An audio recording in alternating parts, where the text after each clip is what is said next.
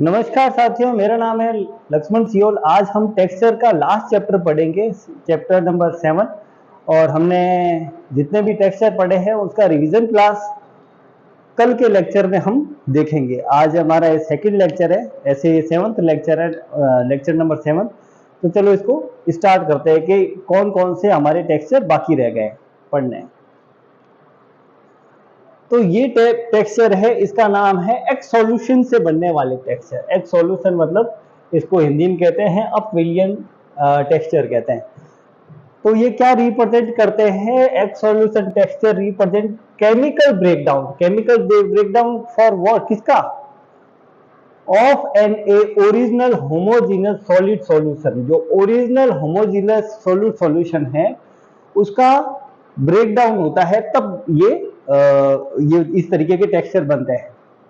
Breakdown कब होगा? जब वो ठंडा होगा। जब ये ओरिजिनल होमोजीनस सॉलिड सॉल्यूशन है वो जब ठंडा होता रहेगा उस समय ये टेक्सचर बनेंगे। During cooling of solid state, solid state, जब सॉलिड स्टेट में उसकी कूलिंग होगी तो रिवर्स प्रोसेस ऑफ सॉल्यूशंस होता है। रिवर्स प्रोसेस, तो उसमें अनमिक्सिंग होती है, टेक प्लेस, एंड इंटरग्रोथ है वो प्रोड्यूस हो जाती है। ठोस अवस्था में शीतलन, ठोस अवस्था में उसका शीतलन के दौरान विलयन की विपरीत प्रक्रिया होती है। विपरीत प्रक्रिया में क्या होता है? अब विलयन आरंभ होता है, एक्स सॉल्यूशन अनमिक्सिंग चालू होती है और एक्स सॉल्यूशन टेक्सचर बनता है। अब ये दो तरीके का होता है, एक होता है परथेटिक टेक्सचर और होता है एक एंटी परथेटिक टेक्सचर। अब ये होता क्या है? होमोजीनियस सॉलिड सॉल्यूशन के ठंडे होने पर दो तरीके के टेक्सचर बनते हैं। तो ये पहला परथेटिक टेक्सचर है। तो इस परथेटिक टेक्सचर होता है क्या, उसके बारे में हम पढ़ते हैं। परथेटिक टेक्सचर, तो exsolutions of alkali feldspar. एक तो है alkali feldspar, exsolution of alkali feldspar and albite. एक है एल्कली फेल्सपार, दूसरा इसमें है एल्बाइट। एल्कली फेल्सपार और एल्बाइट क्या प्रोड्यूस करते हैं? परथेटाइज विथ थिन स्ट्रिंग्स, तार जैसा होता है, थिन स्ट्रिंग जैसा। अभी अभी डायग्राम देखेंगे तब हमको समझ में आएगा। Film and page of albite, page of उसमें एल्बाइट ओरिएंटेड विद द के फेल्सपार होस्ट रॉक। जैसे के फेल्सपार ऑर्थोक्लेज या माइक्रोक्लीन, ये माइक्रोक्लीन और ऑर्थोक्लेज का मेन होस्ट रॉक है। ये क्या है? ऑर्थोक्लेज या माइक्रोक्लीन,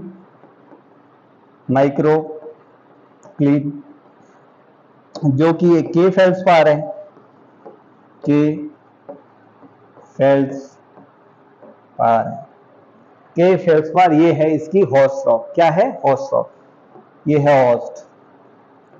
जब इस होस्ट रॉक में पेच के रूप में एल्बाइट बनता है, थिन तार के रूप में या पेच के रूप में, या पेच हो गया या तार के रूप में, ऐसा है ना, इसमें स्ट्रक्चर बनती है। किसमें? ऑर्थोक्लेज और माइक्रोक्लीन में। तो वो परथेटिक टाइप के टेक्सचर बनाता है। ग्रेन के मिनरल के नाम याद रखना बहुत जरूरी है कि इस बार क्या है, के फेल्सपार, ऑर्थोक्लेज या माइक्रोक्लीन के अंदर अगर बना है, क्या बना है? पेच ऑफ एल्बाइट। एल्बाइट ये जो है, ये है एल्बाइट। तो फिर ये परथेटिक टाइप का टेक्सचर बनेगा। माइक्रो परथेटिक क्या है? माइक्रो परथेटिक टेक्सचर, अगर इसको हम माइक्रोस्कोप में एनालिसिस करें, ये टेक्सचर को हम माइक्रोस्कोप में अगर एनालिसिस करें तो वो माइक्रो परथेटिक टेक्सचर कहलाएगी। अब ये डेवलप किसमें होती है? तो ये कोर्स प्लूटोनिक रॉक में डेवलप, जैसे ग्रेनाइट और गैब्रो में डेवलप होती है। ये परथेटिक टेक्सचर ग्रेनाइट और गैब्रो में डेवलप होती है। ठीक है, अब ये परथेटिक टेक्सचर दिखता कैसे है? ठीक है, हमने क्या बोला था, उसमें पतले पतले तार जैसे, पतले पतले तार जैसे, तार जैसे क्या होगा? एल्बाइट होगा। तार जैसे एल्बाइट है, डेवलप किसमें होंगे? के फेल्सपार होस्ट रॉक में। तो ये आ गई के फेल्सपार, ये मेन रॉक है, ये के फेल्सपार रॉक है, और पतले पतले जो तार जैसे दिख रहे हैं वो हो गए एल्बाइट, है ना। तो ये इस एक तरीके का परथेटिक टेक्सचर बता रहा है। ये सैंपल का फोटो है, तो ये परथेटिक टेक्सचर हो गया। और ये माइक्रोस्कोप में देखा है, इसलिए ये माइक्रोपरथेटिक टेक्सचर हो गया। ठीक है, अब आगे बढ़ते हैं। अब इसका विपरीत हो जाएगा तो वो एंटीपरथेटिक हो जाएगा। तो इसमें क्या हुआ, इसको एंटीपरथेटिक कहेंगे दूसरे तरीका, एंटीपरथेटिक टेक्सचर। इसमें क्या हुआ, परथेटिक का विपरीत है। In the case of bubble and पेच ऑफ ऑर्थोक्लेज विथ इन पेल्जियोक्लेज। अब ये इसकी जो होस्ट रॉक है, ये कह रहा है होस्ट, वो है पेल्जियोक्लेज, वो है PLAGIOCLAS, पेल्जियोक्लेज। और इसमें जो स्ट्रिंग्स बनेंगे, पतले पतले जो स्ट्रिंग्स बनेंगे, बबल्स बनेंगे, आप पैच बनेंगे, वो बनेंगे ऑर्थोक्लेज और माइक्रोक्लीन के, ऑर्थोक्लेज और माइक्रोक्लीन के। ये पेच है ऑर्थोक्लेज और माइक्रोक्लीन के बनेंगे। ठीक है,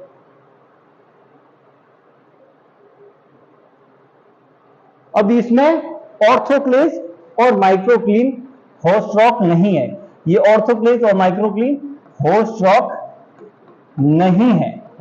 नहीं है, लेकिन परथेटिक टेक्सचर में होस्ट रॉक थी, वो ऑर्थोक्लेज और माइक्रोक्लीन थी, इसलिए ये इसका विपरीत हो गया। ठीक है, तो जब ऑर्थोक्लेज और माइक्रोक्लीन है वो होस्ट रॉक होगी तो परथेटिक टेक्सचर हो जाएगा, और जब ऑर्थोक्लेज और माइक्रोक्लीन है पेज के रूप में आएगा, बबल्स के रूप में आएगा, तब ये हो जाएगा एंटीपरथेटिक, क्योंकि परथेटिक का विपरीत हो गया। सीधा ये इसका डायग्राम दिख रहा है, बहुत शानदार डायग्राम दिख रहा है। ठीक है, इसको एंटीपरथेटिक अनमिक्सिंग of पेल्जियोक्लेज in charnockite first photo में दिख रहा है। और इस तरीके से एंटीपरथेटिक का बस ये ध्यान रखना है कि होस्ट रॉक कौन होगी। जब होस्ट रॉक ऑर्थोक्लेज और माइक्रोक्लीन होगी तो हो जाएगा परथेटिक टेक्सचर, और जब होस्ट रॉक माइक्रोक्लीन और वो नहा होके वो पेच के रूप में होगी तो फिर वो एंटीपरथेटिक टेक्सचर बन जाएगा। ठीक है, और ये दोनों किस में आते हैं, ये आते हैं एक्स सॉल्यूशन टेक्सचर, ये दोनों एक्स सॉल्यूशन टेक्सचर है। चलो आगे बढ़ते हैं। अब क्या कुछ और है, विविध गठन है, मिसलेनियस टेक्सचर बाकी रह गया, उसके बारे में पढ़ते हैं। ये होते क्या है, एक है डायरेक्टिव मतलब डायरेक्शन दिखा रहा है, डायरेक्टिव फ्लो मतलब ऐसे स्ट्रक्चर जिससे ये पता चले कि ये फ्लो डायरेक्शन दिखा रहा है। ऐसे टेक्सचर जो डायरेक्शन दिखाए वो डायरेक्टिव फ्लो होते हैं, इसको फ्लो टेक्सचर भी कहते हैं, है ना। इसका पहले फोटो देख लेते हैं। अगर इस फोटो को ध्यान से देखेंगे तो ये पैरेलल अरेंजमेंट ऑफ मिनरल हो गया, जो ये दिखाता है कि ये इस तरफ ये लावा में, इस तरफ ये बह रहा है। ये जो तुमको एरो दिख रहा है ये इसके ओरिएंटेशन को बता रहा है कि इस तरफ ये फ्लो हो रहा है। तो फ्लो होने के चक्कर में इनका नाम फ्लो टेक्सचर या डायरेक्टिव टेक्सचर हो गया। तो इसमें क्या होता है, term directive indication directional arrangement of mineral grain. किसी एक डायरेक्शन में मिनरल ग्रेन का अगर अरेंजमेंट हो जाए, किसी एक ही डायरेक्शन में मिनरल ग्रेन का अरेंजमेंट हो जाए, जैसे ऐसे लंबे लंबे अरेंजमेंट हो जाए ना, किसी एक डायरेक्शन में, पर्टिकुलर किसी एक डायरेक्शन में, या इस तरफ या इस तरफ, है ना, अरेंजमेंट हो जाए, तो फिर वो डायरेक्टिव फ्लो के अंतर्गत आएगी। अब क्या है, when the magma during the process of crystallisation, जब क्रिस्टलाइजेशन का प्रोसेस होता है और मैग्मा में फ्लो मूवमेंट होता है, जब फ्लो मूवमेंट होता है तो crystallizing mineral tend to be arrange themselves in regular directive band. अगर क्रिस्टलाइजेशन हो रहा है और मैग्मा फ्लो हो रहा है, जो तो क्या होगा कि जो उसके अंदर जो मिनरल है, क्रिस्टलाइजेशन ऑफ मिनरल है, वो अरेंज कर देंगे खुद को एक रेगुलर डायरेक्टिव बैंड के फॉर्म में, with result form flow texture, जो कि फ्लो टेक्सचर को निर्माण करेगा, फ्लो टेक्सचर बनाएगा। सीधा सीधा दिख रहा है कि जब कोई लावा बह रहा है और बहने के साथ साथ उसका क्रिस्टलाइजेशन भी हो रहा है, तो मिनरल का पैरेलल अरेंजमेंट तो होना तय है। जब पैरेलल अरेंजमेंट हो जाएगा ड्यू टू फ्लो टेक्सचर, तो डायरेक्टिव टेक्सचर या फ्लो टेक्सचर का फॉर्मेशन होगा। ठीक है भैया। और इसका कैसा फोटो होता है मैंने दिखा दिया। फ्लो स्ट्रक्चर अरेंजमेंट है, पैरेलल अरेंजमेंट ऑफ मिनरल हो जाएगा। ठीक है। अब इसमें एक चीज और है, डायरेक्शन ऑफ फ्लो में भी, ये जो डायरेक्शन है किसकी, फ्लो डायरेक्शन में भी इंटरप्ट बाधित हो सकती है बाय अर्ली फॉर्मेट क्रिस्टल। अगर कोई मिनरल अरेंजमेंट हो रहा था, ऐसे ऐसे हो रहा था, ठीक है, लेकिन अगर कोई बड़ा क्रिस्टल बीच में पहले से बना हुआ है जो कि अर्ली फॉर्मेट क्रिस्टल है, तो बेचारा थोड़ा सा ये क्रिस्टल ऐसे ऐसे साइड में से चले जाएंगे। क्रिस्टल थोड़ा सा जो अरेंजमेंट पैरेलल अरेंजमेंट होगा, लेकिन ये थोड़ा सा बाधित हो गया है, थोड़ा इंटरप्ट हो गया है। फ्लो की डायरेक्शन तो सेम है, लेकिन बड़े क्रिस्टल के बीच में आने के चक्कर में वो स्ट्रक्चर है वो थोड़ा सा इंटरप्ट हो जाता है, बाधित हो जाता है। But the flow band will produce streamline, लेकिन वो एक स्ट्रीमलाइन में, एक सीधी रेखा में ही दिखेंगे, है ना। और उसमें कोई कोई डिस्ट्रॉटिंग, मतलब उसमें कोई विकृति नहीं दिखेगी। दिखेगी बड़ा फ्लो बीच में आ गया लेकिन थोड़े से साइड में होके चले गए, तो इस तरीके का ये है। तो ये जो ये इस तरीके का जो टेक्सचर होता है उसको फ्लो डायरेक्शन कहते हैं ना, सॉरी फ्लो, इस तरीके के कलर कहते हैं फ्लो टेक्सचर कहते हैं, है ना, या डायरेक्टिव टेक्सचर कहते हैं। तो ये इसका हो गया डायग्राम। ये लास्ट कुछ बचे हुए हैं तो इस तरीके से होगा। फिर एक और आ गया जिसको कहेंगे ट्रैकिटाइक गठन। अब ट्रैकिटाइक गठन क्या होता है, ये ट्रैकिटाइक टेक्सचर क्या होता है। This texture is particularly observe in some volcanic rock such as trachyte. Trachyte एक वोल्केनिक रॉक है, उसमें ये टेक्सचर दिखता है, तो उस वोल्केनिक रॉक के नाम से ही उसका नाम ट्रैकिटिक टेक्सचर पड़ गया। इन बेसाल्टिक रॉक में क्या है, कैल्क बेल्जियोक्लेज, अलग से लिखते हैं जिससे अपन को समझ में आए। कैल्किक बेल्जियोक्लेज। दूसरा ग्लास मटेरियल वो होता है जिसमें क्रिस्टल का डेवलपमेंट नहीं हुआ है, या क्रिप्टोक्रिस्टलाइन, या बहुत छोटे छोटे क्रिप्टोक्रिस्टलाइन भी ग्लासी स्ट्रक्चर को क्रिप्टोक्रिस्टलाइन ही कहते हैं।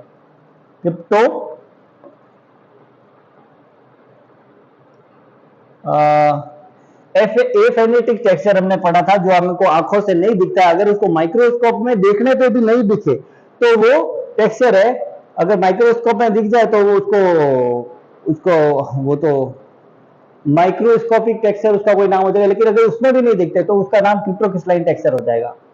तो ये कह रहा है इन बेसाल्टिक रॉक में कैल्क बेल्जियोक्लेज ग्लास, और ये है पैरेलल अरेंजमेंट दिखाते हैं, पैरेलल अरेंजमेंट दिखाते हैं, और जो परफेक्टली ओरिएंटेड होती है फ्लो ऑफ मैग्मा को दिखाते हैं मोल्टन स्टेज में, which are referred to the trachytic texture, उसको ट्रैकाइटिक टेक्सचर कहते हैं। मतलब जैसे ये होस्ट रॉक है, या ग्लासी मटेरियल है, या क्रिप्टोक्रिस्टलाइन मटेरियल है, उसमें कैल्क बेल्जियोक्लेज है, ऐसे एक ही सीध में अरेंज दिखे, है ना, एक ही डायरेक्शन में, तो वो जो टेक्सचर होगा वो ट्रैकिटिक टेक्सचर कहलाएगा। बेसाल्टिक रॉक में मैग्मा के प्रवाह के कारण कैल्क बेल्जियोक्लेज कांच या रूढ़ी क्रिस्टल की सामग्री समांतर या उप समांतर सरेखीय दिखती है, जो स्वाभाविक विन्यासित होती है, उसको ट्रैकिटिक टेक्सचर के रूप में जाना जाता है। ठीक है भैया। अब देखो ट्रैकिटिक टेक्सचर का बेस्ट एग्जांपल, बेस्ट फोटोग्राफ मैं लेके आया हूं जो तुमको फ्लो स्ट्रक्चर दिखाएगी। ये ट्रैकिटिक टेक्सचर को दिखा रहा है डायग्राम, है ना, और इसको थोड़ा छोटा करते हैं फिर तुमको थोड़ा समझ में आएगा।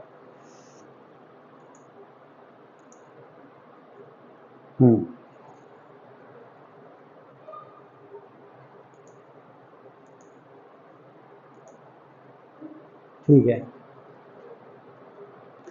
अब ये फोटो देखोगे तो इसमें ध्यान से देखने पर ये भी एक तरीके का लावा के एक ही डायरेक्शन में चलने के कारण फ्लो डायरेक्शन दिखा रहा है। मतलब ये लावा, ये ध्यान से देखो तो पैरेलल अरेंजमेंट तुमको यहां ऐसे भी दिख रहा है और ऐसे भी दिख रहा है, फिर ऐसे भी दिख रहा है, ऐसे भी दिख रहा है।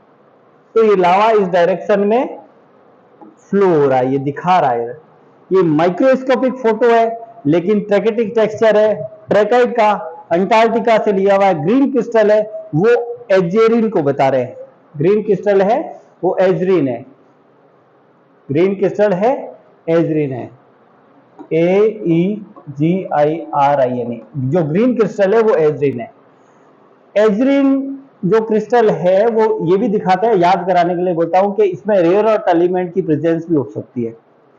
तो जो हमने बताया था बेसाल्टिक रॉक में पेल्जियोक्लेस या इसके ग्लासी मटेरियल के सगर में परफेक्ट जो फ्लो डायरेक्शन को दिखा रहे हैं तो वो ट्रैकेटिक टेक्सचर है। तो ये ट्रैकेटिक टेक्सचर का डायग्राम हो गया, ये ट्रैकेटिक टेक्सचर जो कि फ्लो को दिखा रहा है ना, पैरेलल अरेंजमेंट ऑफ मिनरल हो चुका है इसमें।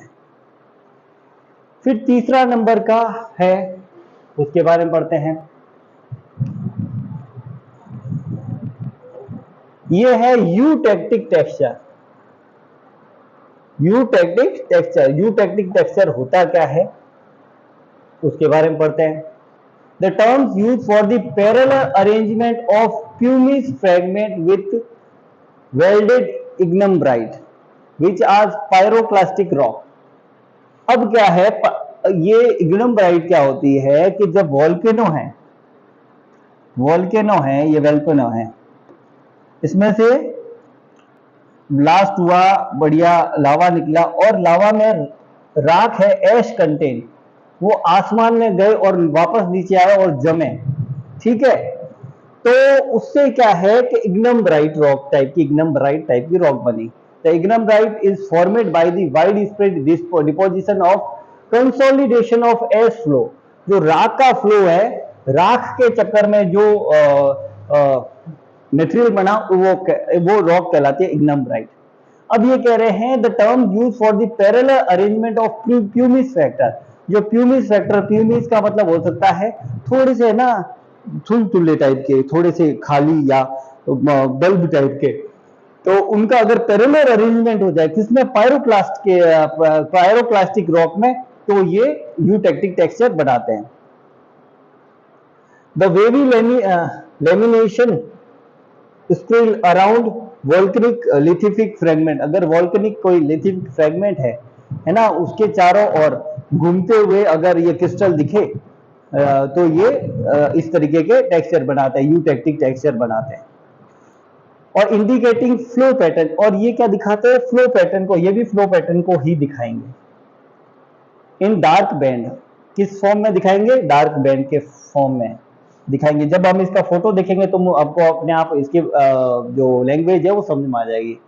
तो पहले इसका फोटो देख ही लेते हैं, यूटेक्टिक।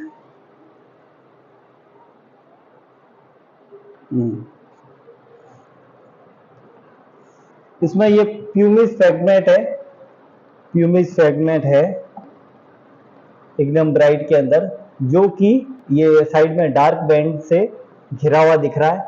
तो ये एक तरीका, ये ध्यान से देखो, तो ये भी एक फ्लो स्ट्रक्चर को ही इस तरीके से दिखा रिप्रेजेंट कर रहा है। तो ये यूटेक्टिक टेक्सचर कहलाता है, जो कि इग्निम्ब्राइट रॉक में बनता है।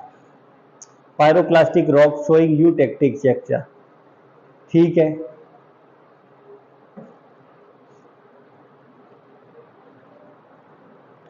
अब इसमें एक चीज लिखी हुई है, उसको धीरे धीरे आराम से पढ़ते हैं। स्ट्रेस लिथिक, स्ट्रेस लिथिक मतलब खिंचाव, मतलब किसी में खिंचाव के कारण, बनने के कारण उसमें खिंचाव आया, plus pumice and crystal fragment are align, खिंचाव के कारण वो उसमें अलाइंड एंड वेल्डेड टुगेदर, एक दूसरे के साथ वेल्ड हो गए ना, वेल्डेड टुगेदर, एक दूसरे के साथ, वेल्डिंग मतलब एक दूसरे के साथ जुड़ गए, विद डेविट्रीफाइड और क्रिप्टोक्रिस्टलाइन। जो क्रिप्टोक्रिस्टलाइन मतलब वो जो मैंने बताया था मैरोक्रिस्टलाइन और क्रिप्टोक्रिस्टलाइन टाइप के ग्राउंड मास के अंदर वो जो कि एफेनेटिक टाइप का टेक्सचर होता है, तो उसके अंदर ये एक दूसरे का साथ जुड़ गए खींचाव के कारण, तो वो जो टेक्सचर आता है वो इसी के अंदर आता है। ठीक है, इसका नाम है यूटेक्टिक टेक्सचर आता था, खिंचाव के कारण ये टेक्सचर बना है। तो ये एक इसमें लाइन और ऐड हो गई। देखो कुछ ऐसे टेक्सचर होते हैं थोड़े से बोरिंग टाइप के भी होते हैं, लेकिन थोड़ा सा इसके बारे में अगर नॉलेज हो तो ठीक है, आ जाता है। अब ये जो है ये टॉपिक मैंने पढ़ा, ये डेविट्रिफिकेशन लिखा हुआ है, ये कोई टेक्सचर नहीं है, लेकिन एक तरीके का टेक्सचर में एक प्रोसेस है ये टेक्सचर में। और इस प्रोसेस में होता क्या है वो हमें थोड़ा समझने की जरूरत है। If highly viscous magma, highly viscous मतलब बहुत ज्यादा गाढ़ा मैग्मा, जैसे ऑब्सीडियन हमने देखा था, ब्लैक कलर की रॉक थी जो कि बहुत विस्कस मैग्मा से बनती है और फटाफट कूलिंग होने के चक्कर में बनता है, तो ग्रेन साइज उसमें डेवलप नहीं होते हैं और उसमें रैपिड कूलिंग होती है। देन एटॉमिक ग्रुप, उसके एटॉमिक ग्रुप या molecule present in them are not able to properly regulate arrangement of defined order from crystallization substance। कहने का मतलब इतना जल्दी रैपिड कूलिंग होती है कि उसके जो मॉलिक्यूल होते हैं और उसकी प्रॉपर्ली उसको समय नहीं मिल पाता, रेगुलर अरेंजमेंट नहीं हो पाते, और बिना अरेंजमेंट के ही वो रॉक फटाफट विस्कस होने के चक्कर में जम जाती है, व्यवस्थित नहीं हो सकते। तो फिर क्या होता है, such super cooled viscous magma, ये जो सुपर कूल्ड विस्कस मैग्मा है या सेमिड सॉलिड मटेरियल है, give rise to disordered a glass, वो अव्यवस्थित ग्लास का निर्माण करती है। मतलब अव्यवस्थित ग्लास में ग्लास स्ट्रक्चर दिखाती है, लेकिन उसमें कोई भी मिनरल ग्रेन ना तो बन पाते हैं, ना उसका पैरेलल कोई अरेंजमेंट हो जाता है, डिसऑर्डर फॉर्म में होती है, डिसऑर्डर ग्लास का वो प्रोसेस बनाती है। फिर क्या होता है, this condition for non crystalline state is unstable और मेटा स्टेबल। और ये जो नॉन क्रिस्टलाइन, क्योंकि ये रॉक क्रिस्टलाइज तो होती नहीं है, इसको इसलिए नॉन क्रिस्टलाइन बोल दिया, क्योंकि ये ग्लासी मटेरियल होता है, तो ये अनस्टेबल, स्टेबल नहीं होता है या फिर मेटा स्टेबल होता है। फिर क्या होता है, फिर हम आगे बढ़ते हैं, क्या होता है देखते हैं। अब क्या हुआ, ये प्रोसेस ये तो बन गया, फिर उसमें है glass tend to change themselves एक long course of time into regular arrangement of atom. अब वो जो ग्लास है वो धीरे धीरे कोर्स ऑफ टाइम, समय के साथ में रेगुलर अरेंजमेंट करने की कोशिश करता है। करने दो भैया कोशिश, रेगुलर अरेंजमेंट की कोशिश करता है। एटम्स एंड मॉलिक्यूल दस फॉर्म एक क्रिप्टोक्रिस्टलाइन मास और एक क्रिप्टोक्रिस्टलाइन रॉक बनाती है, ग्लासी से क्रिप्टोक्रिस्टलाइन रॉक बनाती है, ये प्रोसेस कोशिश करती है। दिस प्रोसेस ऑफ डेविट्रिफिकेशन, इस प्रोसेस को डेविट्रिफिकेशन कहते हैं। पहले रॉक है, फटाफट ठंडा हो गया, ग्रेन साइज का अरेंजमेंट नहीं हुआ, रॉक पड़ी थी, लेकिन उसने बोला नहीं भैया अरेंज तो होना पड़ेगा, तो वो अरेंज होने की उसने करी कोशिश, तो वो ग्लासी मटेरियल से कन्वर्ट हुई क्रिप्टोक्रिस्टलाइन मास में, ग्लासी से कन्वर्ट हुई क्रिप्टोक्रिस्टलाइन रॉक मास में।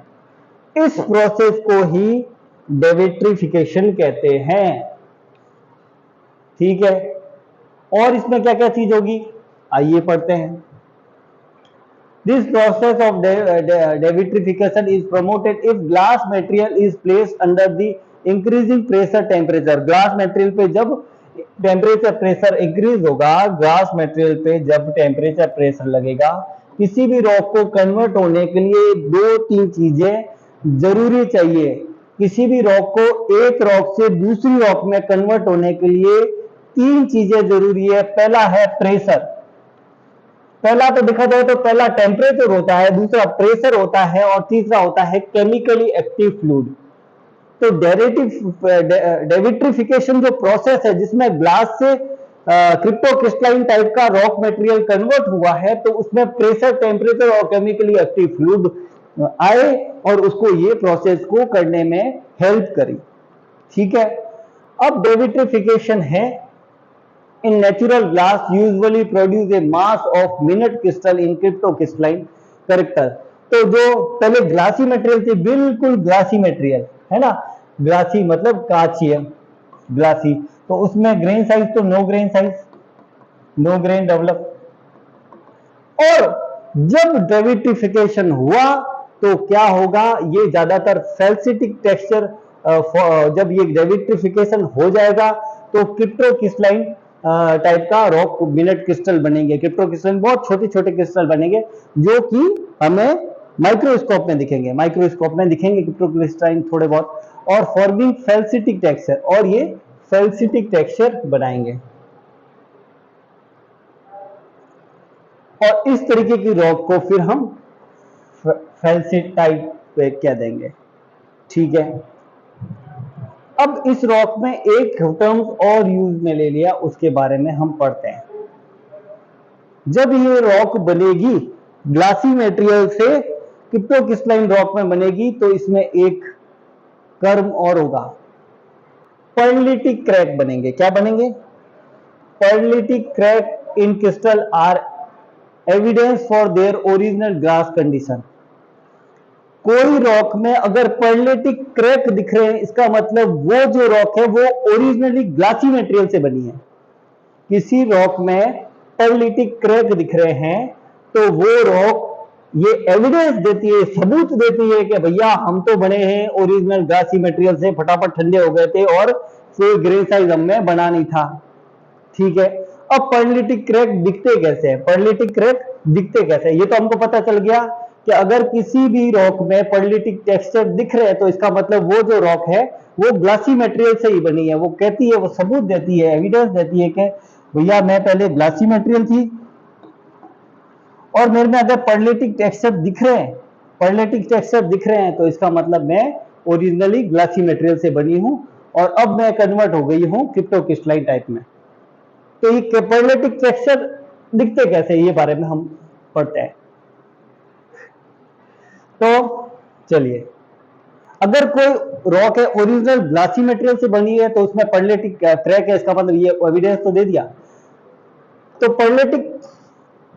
पर्लिटिक crack refer to the curve और स्फेरिकल क्रैक दिखेगी found in the glassy material.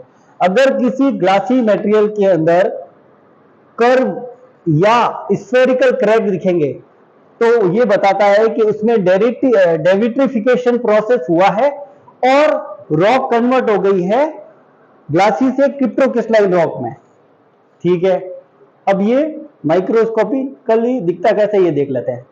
ये ऑब्सीडियन का एक सैंपल है जो माइक्रोस्कोपिकल, इसमें स्फेरिकल ये दिख रहे हैं, इसका मतलब ये बता रहा है कि भैया मेरा डेविट्रिफिकेशन प्रोसेस से मैं बनी हूं और पहले मैं थी ग्लासी मटेरियल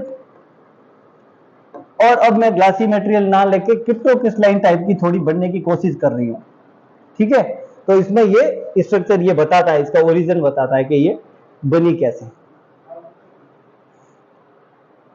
पूछ लो। ऑब्सीडियन ग्लास होता है, एक प्रोसेस में पढ़ा रहा हूं, डेविट्रिफिकेशन। टेक्सचर के अंदर एक प्रोसेस आता है डेविट्रिफिकेशन, जो ये बताता है कि जो रॉक ओरिजिनल है ना, ओरिजिनल रॉक ग्लास है जो सुपर कूल्ड मैग्मा से बनी है।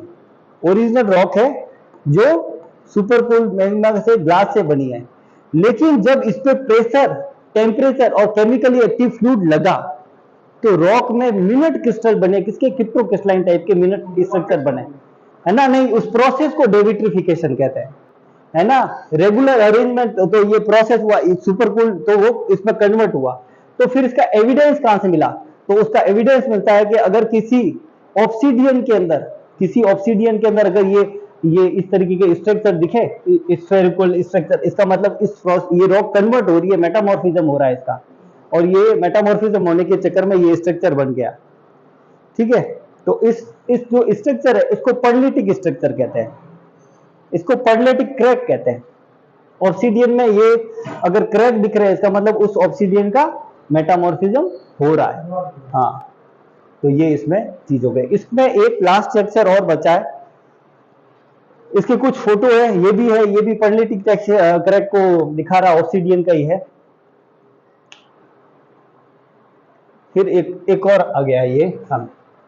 अगला टेक्सचर है वो है स्फेलुराइटिक टेक्सचर, इसको हिंदी में स्फेलुरिटिक गठन ही कहते हैं। ठीक है, अब ये क्या होता है इसके बारे में जान लेते हैं।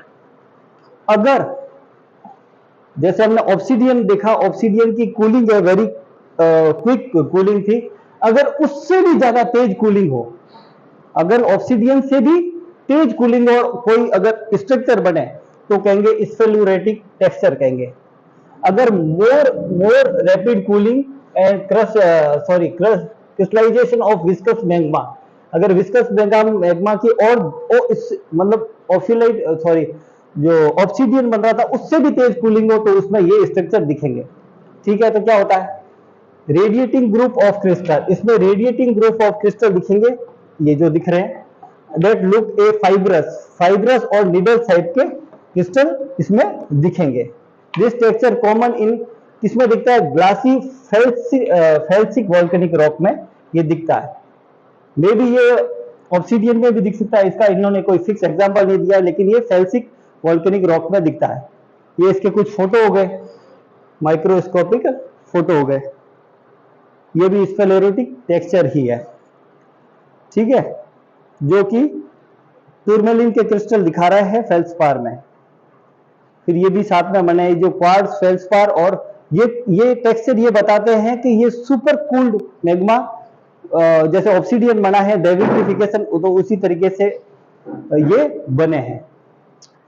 फिर एक लास्ट और टेक्सचर लास्ट बचा हुआ है जो कि बहुत कॉमन टेक्सचर है सभी को पता है, स्पिनिफिक्स टेक्सचर। तो इस टेक्सचर में क्या होता है, ये कोमेटाइट रॉक में बनता है जो कि एक अल्ट्रामैफिक रॉक है।